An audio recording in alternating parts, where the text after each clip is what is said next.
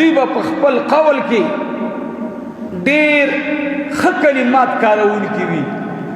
ومن احسن قولا، دوی به په خپل قول کې ډېره ښایسته جمله استعمالوي، ډېره ښایسته خبره به کوي.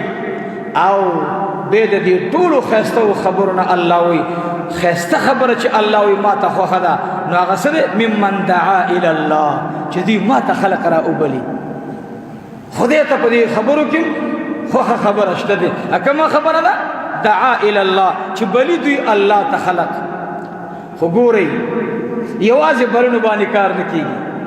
وعمل صالحا، او دی خپله نیک عمل کوونکی وي.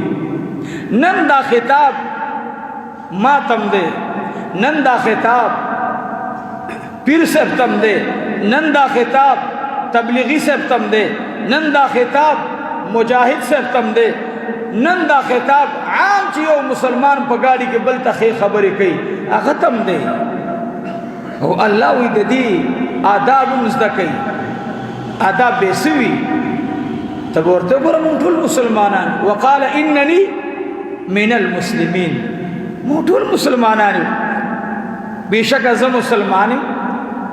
تعالی چې دا خبره کوم دا د مسلمانۍ خبره درته کوم. نو نن